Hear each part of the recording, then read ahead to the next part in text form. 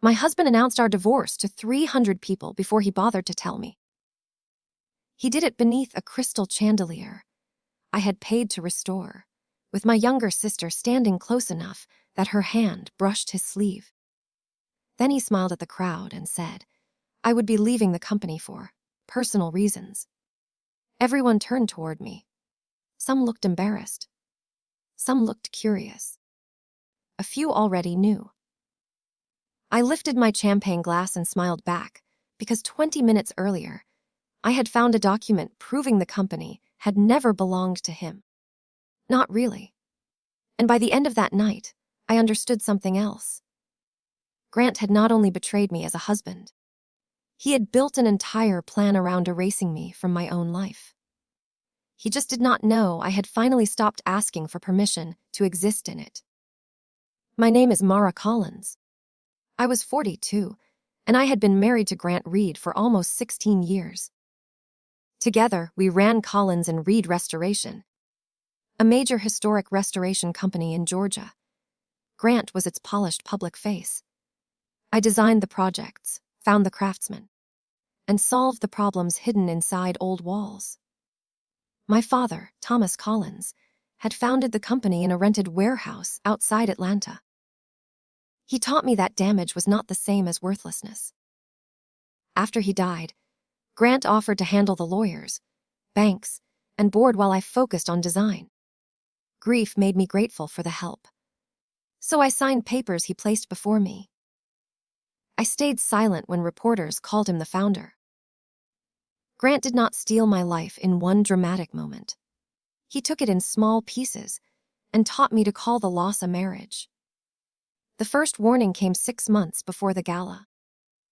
Our controller, Evelyn Park, resigned without saying goodbye. Evelyn had worked for my father for 20 years.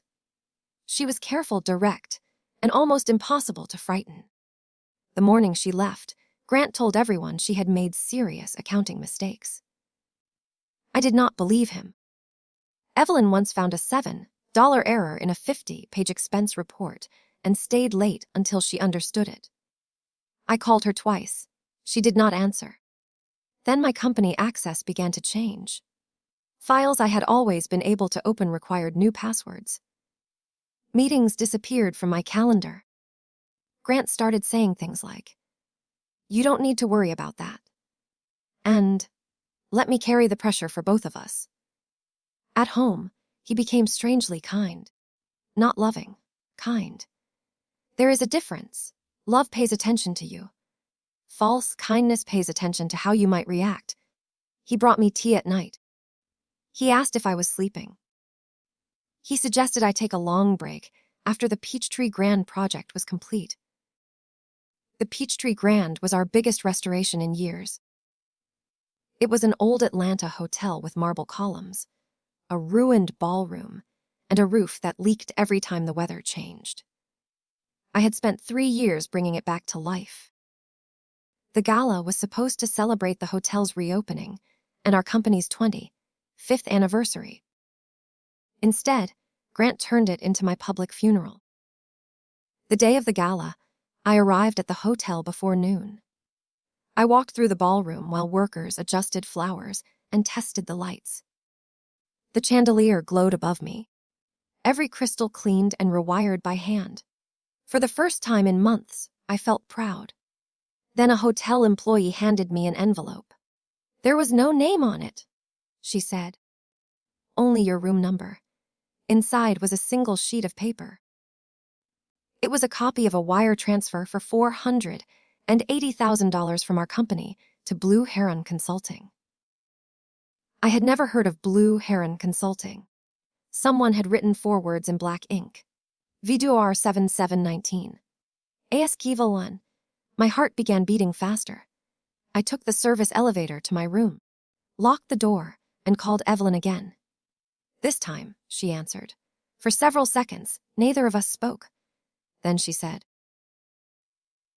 "I was wondering when you would call from a number Grant couldn't monitor." I looked at the hotel phone in my hand. "You sent the envelope?" "Yes." "What is Blue Company?" "Oh, Bruce." I can't prove that over the phone. Her voice sounded tight and tired. I asked why she had disappeared. Evelyn told me she had not resigned. Grant had fired her after she questioned a series of payments. He threatened to accuse her of theft if she contacted me. How much money? I asked. At least $2.4 million. The room seemed to tilt. I sat on the edge of the bed. Evelyn continued. The payments were approved with your electronic signature. I never approved them. I know. That was the moment fear became something colder. Someone had used my name to move millions of dollars. I asked who had access to my signature. Evelyn said Grant did. Then she told me something even worse. Blue Heron's mailing address matched a private mailbox rented by my sister Natalie. I could hear music from the ballroom testing speakers below me. A bright, cheerful song rose through the floor. My sister had worked for our company for 4 years. I hired her after her divorce, when she said she needed a fresh start. Natalie was 6 years younger than me. Growing up, she had always been the person everyone protected. If she forgot an assignment, my mother blamed the teacher. If she spent too much money, my mother said she was generous. If she hurt someone, she cried until the injured person apologized. I loved her anyway. Or maybe I loved the version of her I kept hoping would appear. Why would Natalie do this? I asked. Evelyn was quiet. Mara, there is more. Before she could explain, someone knocked on my hotel door. 3 slow knocks, then Grant's voice. You in there? I told Evelyn I would call her later and ended the call. Grant entered wearing a black tuxedo and the expression he used before important meetings. He looked around the room. Who were you talking to? The florist. At the hotel. I held up the phone. She called the room. He watched me for a moment, deciding whether I was lying. Then he smiled. You look tired. I'm fine. Tonight is important. Try not to get emotional. That sentence stayed with me. Not because it was cruel. Because it sounded prepared. Grant came closer and adjusted the necklace at my throat. It had belonged to my grandmother. You know I care about you, he said. Whatever happens tonight, remember that? I stepped back. What is going to happen tonight? He gave a small laugh. Speeches. Photographs. Too much champagne. Then he kissed my forehead and left. The door had barely closed when I noticed a leather folder on the chair, where he had been standing. Grant carried that folder everywhere. I should have called after him. Instead, I opened it. The first pages were notes for his speech. I saw my name halfway down and started reading. Mara has made the difficult decision to step away from daily operations. Personal health challenges. New leadership structure. Natalie Collins, President of Creative Development. Grant Reed, sole Chief Executive Officer. There was also a draft press release announcing that Grant and I were separating. It said the decision was mutual. It said we remained close friends. It said I supported the company's new direction. I had never seen it. Behind the press release was a board resolution, scheduled for the next morning. It would place me on indefinite medical leave and transfer my voting authority to Grant. A doctor's letter was attached. The doctor had never treated me. The letter described anxiety, confusion, and episodes of impaired judgment. I read it twice. Then I found the final document. It was an old shareholders' agreement with my father's signature. According to the agreement, 62% of the company's voting shares belonged to the Collins Family Trust. I was the sole beneficiary and sole voting trustee after my father's death. Grant owned 12%. The remaining shares belonged to several early investors. My hands began to shake, but not from weakness. For years, Grant had told me that my father's trust had been dissolved and the shares divided between us. The document in my hand said otherwise. A yellow note was attached to the front. Orain al dasti mar tir emited. Transfara coiras maras, sigianoari, ein person. Grant had written beneath it. Need new incapacity vote before acquisition. Acquisition. That word changed everything. He was not only trying to remove me, he was trying to sell the company. I took photographs of every page with my phone. Then I returned the papers exactly as I had found them. When Grant came back for the folder, I was standing at the window. There it is, he said. He picked it up and studied my face. You sure you're okay? I turned toward him and smiled. I think I'm finally seeing clearly. He did not understand. Not yet. The ballroom was full by 7. Clients, employees, investors, and reporters filled the tables. My mother sat near the stage with Natalie, who wore Grant's favorite color. Before dinner, Natalie admired my grandmother's necklace and said our mother thought it would suit her better. Grant barely spoke to me, while Natalie laughed at everything he said. When I asked my mother whether she knew what Grant planned to announce, she looked away too quickly. That was my answer. After dessert, Grant walked onto the stage. He thanked the mayor. He thanked the investors. He thanked the hotel owners. He thanked Natalie for bringing fresh energy to the company. Then he spoke about me. He called me talented. He called me sensitive. He said the last few years had taken a toll on my health. I heard people shifting in their seats. Grant rested one hand on the podium. Mara and I have also decided to end our marriage, he said. We ask for privacy and compassion during this transition. A sound moved through the ballroom, like wind through dry leaves. My mother lowered her eyes. Natalie placed her hand on Grant's arm. That small movement told the truth more clearly than any confession. Grant continued. Mara will step away from Collins and Reed Restoration, effective immediately. Natalie will become president, and I will guide the company into an exciting new chapter. Then he looked directly at me. He expected tears. Maybe anger. Maybe a scene he could use as evidence of instability. I lifted my glass. To new chapters, I said. The microphone picked up my voice. A few people laughed nervously. Grant's smile became uncertain. I set down the glass, stood, and walked out of the ballroom without rushing. That was the first thing I took back from him. The right to decide how I left a room. I spent that night in a different hotel under Evelyn's name. Grant called 23 times. Natalie called 6. My mother left one message. It did not ask if I was all right. It said, "Please don't embarrass the family." At 6 the next morning, I met Evelyn at a 24-hour diner near Decatur. She looked older than she had 6 months before. Her hair was pulled back, and dark circles shadowed her eyes. She placed a flash drive on the table between us. I copied what I could before they locked me out, she said. I did not touch it. Tell me about Natalie.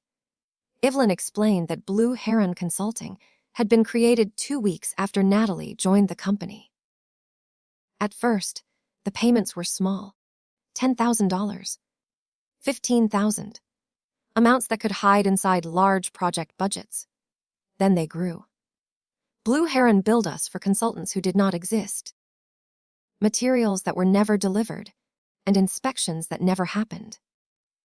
The money moved from Blue Heron into 3 other accounts. One account belonged to Natalie. One belonged to Grant. The third belonged to Monarch Development, our largest competitor. Grant is selling the company to Monarch, I said. Evelyn nodded. He plans to announce preliminary terms after the board removes you. Why steal from a company he plans to sell? To weaken it first, Monarch buys at a lower price. Grant receives a private payment after the sale. And Natalie. She gets a title during the transition and enough money to disappear. I stared at the untouched coffee in front of me. Are they together? Evelyn looked uncomfortable. I don't know. I did. The affair hurt, but not in the way I expected. It was like discovering a second fire while your house was already burning. There was no time to stand and admire the flames. I asked Evelyn what she needed from me. She said, a lawyer, a forensic audit, and courage. I have a lawyer. Do you trust him? I thought of every company lawyer Grant had introduced as, or attorney. New. Evelyn slid a business card across the table. Samuel Price. My father's old estate lawyer. He called me after your father died, she said. He believed Grant was hiding information from you. I was afraid to get involved. Why are you helping me now? Evelyn's eyes filled with tears. Because your father gave me a job when no one else would. Because I watched him build that company honestly. And because I should have warned you sooner. I finally picked up the flash drive. You're warning me now. By 8, Grant had sent an email to the entire company. It said I had suffered an emotional episode at the gala and entered treatment. He asked employees not to contact me. By 9, my work email had been disabled. By 10, the passcode to our house had changed. Grant sent one text. I need space. Your things will be delivered when you are stable. I read it in Samuel Price's office.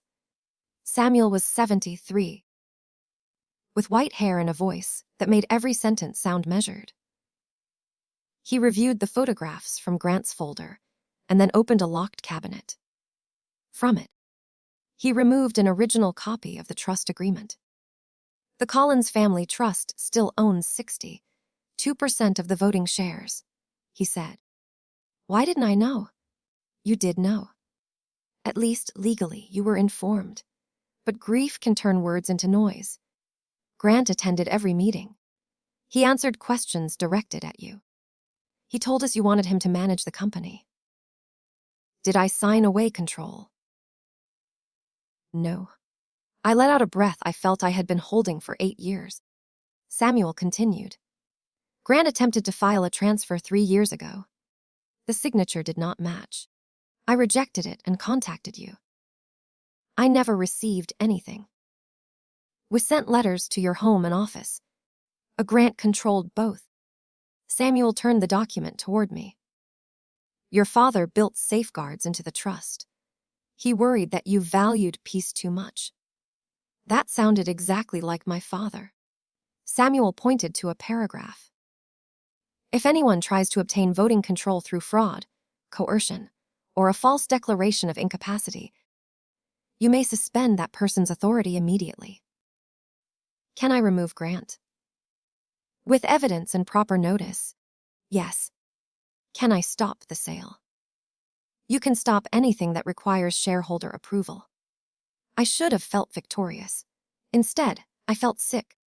The legal power was mine, but so was the responsibility. 400 employees depended on the company. Dozens of projects were active. If I moved too fast, Grant could destroy records, transfer money, or walk away with client deposits. I needed to know how deep the betrayal went, so I did something Grant never expected.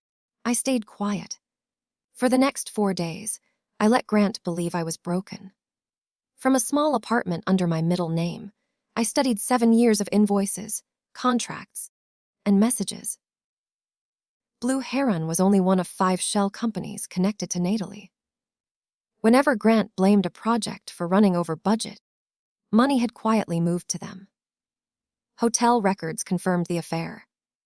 The sadness arrived after midnight, when memories of my sister, my wedding, and my mother all began to feel contaminated. But pain can be useful when you stop treating it like a command. Mine told me to look closer. On the 5th day, I found an email Grant had sent to Monarch Development. Subject Final Obesteli. The message said, Mara's removal will be complete Friday. Public reaction was controlled. Medical documentation is prepared. Once the board confirms, we can sign. Friday was 2 days away. The board meeting would happen in the Peachtree Grand Ballroom. The same place Grant had announced our divorce. He liked symbols. So did I. Samuel filed notice that morning, but he did not send it to Grant. Not yet. Instead, we contacted the board members individually.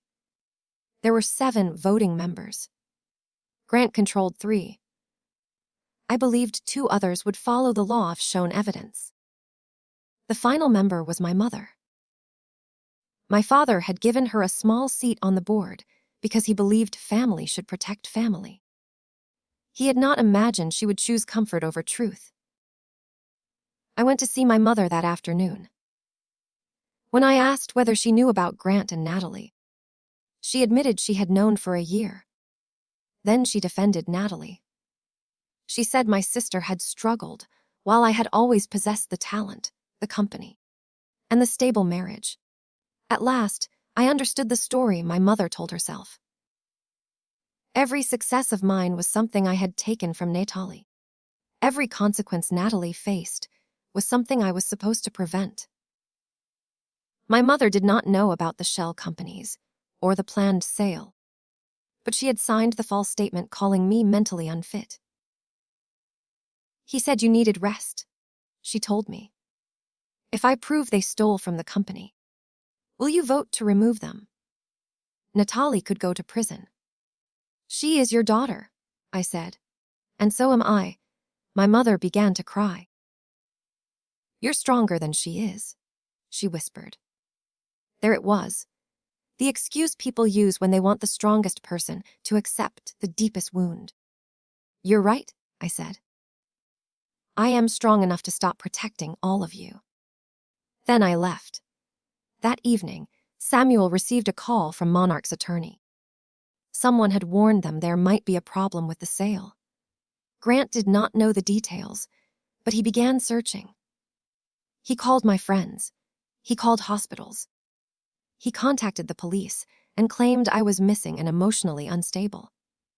Then he called Evelyn. He offered her money to sign a statement, saying I had ordered the fraudulent payments. She recorded the call. That was our first clean piece of evidence directly connecting him to the cover-up. Our second came from Natalie. I did not contact her.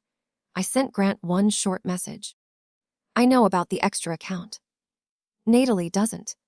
There was no extra account. Not one I knew about. But greed makes guilty people invent their own evidence. 9 minutes later, Natalie called me. Her voice shook. What extra account? I thought you knew. Knew what? That Grant planned to blame Blue Heron on you. He wouldn't. Then ask him why the medical letter names you as the employee who reported my instability. Silence. I had seen that detail in the forged doctor's packet. Grant had listed Natalie as a witness. He planned to use her statement against me. I did not know whether he also planned to blame her for the theft. But Natalie believed he might. Fear opened the door that loyalty had kept closed. She asked to meet. Samuel arranged it at his office. He had another attorney present, and the conversation was documented legally. Natalie arrived wearing sunglasses even though it was raining. She denied everything until Samuel showed her the transfers. Then, she admitted that Grant had directed the invoices, promised her the presidency, and persuaded her that the money belonged to him. He said, "You didn't care about the company." She told me. He said, "Whatever made stealing from me feel romantic." She admitted the affair and the shell companies. Then she revealed that Grant planned to move $8 million from the sale deposit into an offshore account in his name alone. Grant had betrayed his partner in betrayal. Natalie removed a digital recorder from her purse. She had recorded him for months, in case he changed his mind. On those recordings, Grant described the false medical letter, the board vote, the sale, and his final escape plan. If anyone discovered the fraud, he would blame both sisters and leave the country. I loved him, Natalie sobbed. No, I said. You loved being chosen over me. I told her to hire a lawyer. Cooperate, and accept the consequences. When she asked whether I would forgive her, I answered honestly. Not today. A Friday morning arrived bright and clear. Grant entered the Peachtree Grand believing he was about to become a very rich man. The board meeting began at 10 in the restored ballroom. He had chosen the room because reporters were waiting nearby for the acquisition announcement. The long table faced the stage. Water glasses stood in perfect rows. A large screen displayed the Collins and Reed logo. My empty chair sat at the far end. Grant began without me. According to Evelyn, he spoke for 12 minutes about leadership, stability, and the need to protect the company from personal disruption. Then the ballroom doors opened. I walked in with Samuel, Evelyn, 2 forensic accountants, and counsel representing the independent board members. Every face turned toward me. Grant stopped speaking. For the first time since I had known him, he looked genuinely afraid. He recovered quickly. "This is a closed meeting," he said. "You are on medical leave." "No, I'm not." He looked toward the board. "See. This is exactly the behavior we discussed." Samuel placed a thick folder on the table. "The incapacity notice is fraudulent," he said. "The physician named in the letter has confirmed he never examined Mrs. Collins, Reed, and did not sign it." Grant's expression did not change, but his right hand tightened around a pen. I walked to my chair and sat. "Continue," I said. My mother was seated 2 places away. She would not look at me. Grant turned to the chairman, an older investor named Robert Hale. "We should remove her until counsel reviews this." Robert replied, "Counsel has reviewed it." Grant looked around the table. The room had shifted. Not dramatically. Just enough. I opened my folder. "As sole voting trustee of the Collins Family Trust, I am exercising the trust's 62% voting interest." Grant laughed. "That trust was dissolved years ago." Samuel placed the original document in front of him. "No," he said. "It was not." Grant stared at the signature. My father's name. The name Grant had used in speeches whenever he wanted to borrow honor.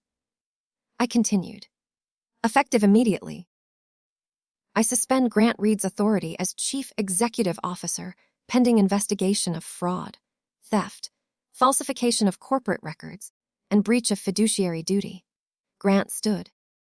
"You can't do this." "I just did." "You have no idea how this company works." The words might have broken me once. That morning, they sounded almost childish. "I know exactly how it works," I said. "I built most of what you sold as your own." He pointed toward Evelyn.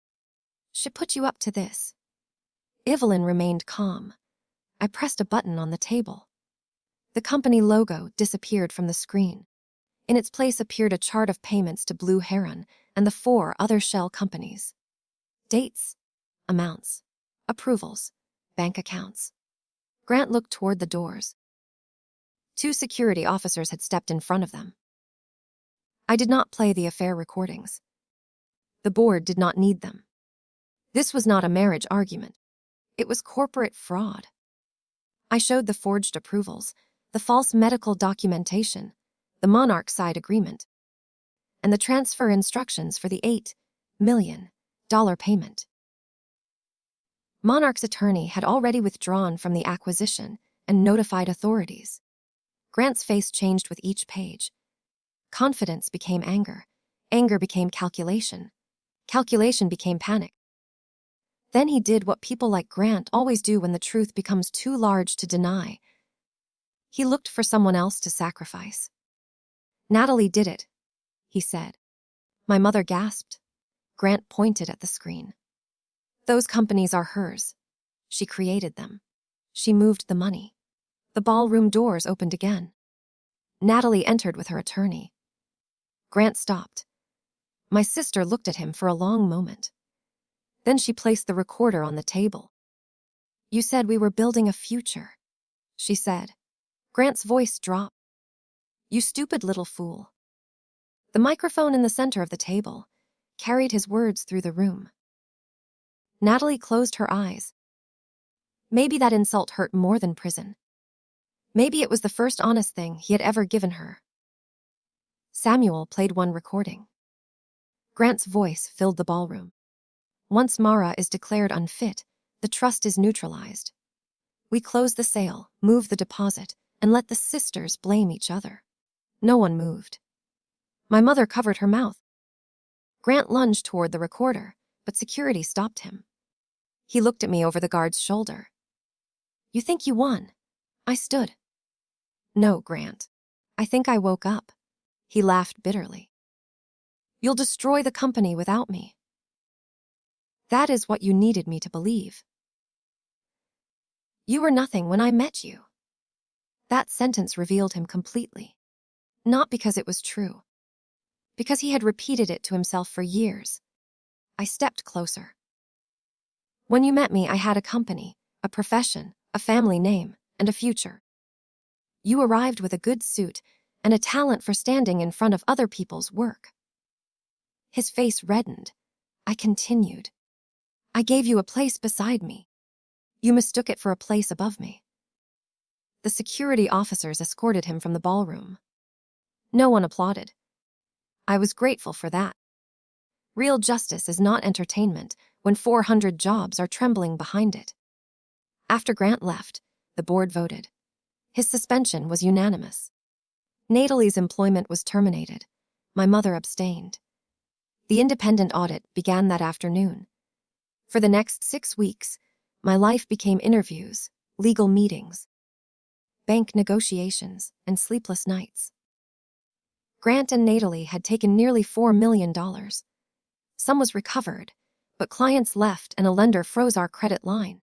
Reporters called me the quiet wife who fought back. I hated that phrase.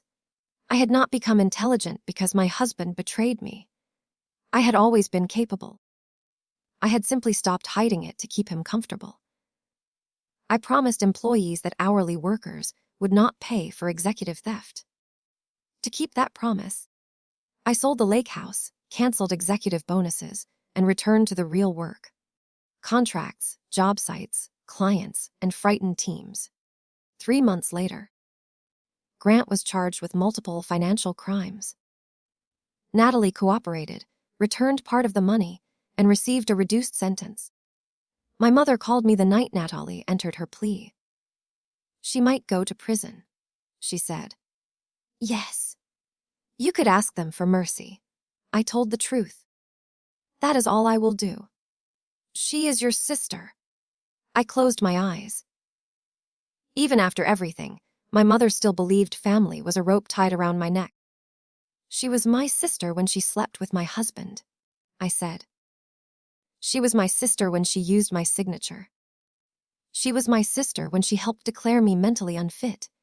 Being family did not stop her. It cannot be the reason consequences stop now. And my mother began crying.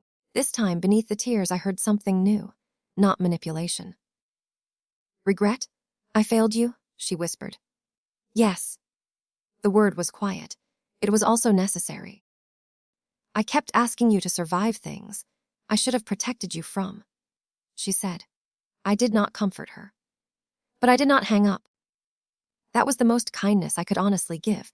Grant fought the charges for almost a year. He blamed Natalie. He blamed Evelyn. He blamed Monarch. He blamed me. Then investigators found the offshore transfer instructions in his private email and the forged medical letter on his home computer. He accepted a plea agreement. At sentencing, he gave a speech about pressure, ambition, and mistakes. He never said my name. That was fitting. For years, he had used my name when it benefited him and erased it when it did not. Now the court record told the truth without his permission. He received a prison sentence and an order to pay restitution. Natalie served less time. Before she reported, she asked to meet me. We sat in a quiet park near the Chattahoochee River. She looked older. Not physically. Honestly. I used to think you had everything, she said. I know. Mom always said you could handle anything. That was how she excused giving you more. Natalie nodded. I hated you for being strong. I was not strong. I was trained not to ask for help. She looked down at her hands. Grant made me feel like I had finally won. People are not prizes. I know that now. The wind moved through the trees. For a moment, I saw the little girl who used to climb into my bed during storms. Then I saw the woman who had made choices. Both were real. I am sorry, she said. I believe you. Her eyes filled. Does that mean you forgive me? No. She looked hurt, but she nodded. I continued. Forgiveness is not a door you knock on once. It is a house you help rebuild. I don't know whether we will ever live in it again. She cried quietly. I reached across the table and held her hand for 1 minute. Not because everything was repaired. Because I wanted my last memory before she left to contain something other than hatred. Then I let go. A year after the gala, the company returned to profit. We finished the Peachtree Grand without losing a single original design feature. The hotel owners invited me to speak at the anniversary celebration. I almost refused. Then I decided I was done surrendering rooms because painful things had happened inside them. The ballroom looked exactly as it had the night Grant announced our divorce. The same chandelier, the same stage, the same polished floor. But my name was different. The divorce had become final 6 months earlier. I had returned to Mara Collins. Before the event began, I walked to the center of the empty ballroom and looked up at the chandelier. 1 year earlier, I had stood beneath it while my husband tried to erase me. Now my company's new sign was being installed outside. Solence Restauration, Gar Youp. No read, no borrowed authority, no apology. Evelyn became chief financial officer. Robert Hale retired from the board and gave his seat to a woman who had started as an apprentice carpenter in my father's warehouse. We created an emergency fund for employees facing domestic or financial abuse. I named it the Second Foundation Fund. My father used to say that when an old building cracked, you did not begin with the wallpaper. You began underneath. You found what was carrying the weight. You strengthened it. Then you rebuilt. My mother came to the anniversary celebration alone. She had spent the year attending counseling and volunteering at a reentry program for women leaving prison. We were not close, but we were honest. That was a beginning. She stood beside me near the stage and looked at the company sign through the open doors. Your father would be proud, she said. I think so. I am proud too. A year earlier, I would have needed those words. That night, I could simply receive them. Thank you, I said. When it was time for my speech, I walked onto the stage. Employees filled the front tables. Craftsmen sat beside architects. Accountants sat beside designers. The people Grant had treated like background were the center of the room. I did not tell them the whole story. They already knew enough. I spoke about restoration. I said old buildings survive because someone looks at the damage and refuses to confuse it with the end. I said strong foundations are not the ones that never crack. They are the ones examined honestly and repaired correctly. Then I looked toward the chandelier. The crystals caught the light and scattered it across the room.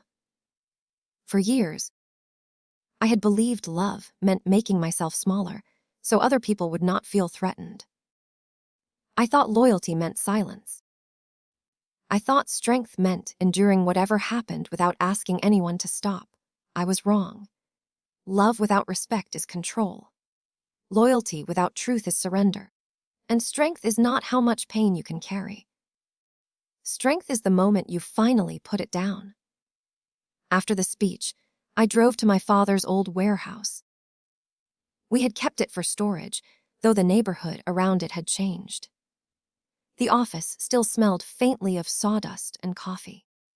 On the wall hung the first wooden sign my father ever made. Salus restauraton. The paint had faded. One corner was cracked. I took it down, placed it on the workbench, and opened his old toolbox. Inside, beneath a row of worn chisels, I found a folded piece of paper. It was a sketch I had drawn when I was 11. A broken house with light in every window. My father had written one sentence at the bottom. Mara sees what can still be saved. I stood alone in that quiet warehouse and cried harder than I had cried during the divorce, the investigation, or the trial. Not because I was broken, because I finally remembered who I had been before other people taught me to doubt her. I repaired the sign myself. I filled the crack, sanded the wood, and repainted every letter. Then I hung it in the entrance of our main office. Grant had believed revenge would mean destroying him. It did not. Prison, disgrace, and loss came from his own choices.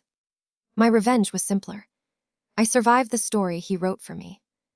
I took back my name, my work, my voice, and every room he had tried to make me afraid to enter. They thought they had erased my name from the door. All they did was teach me how loudly it deserved to be written.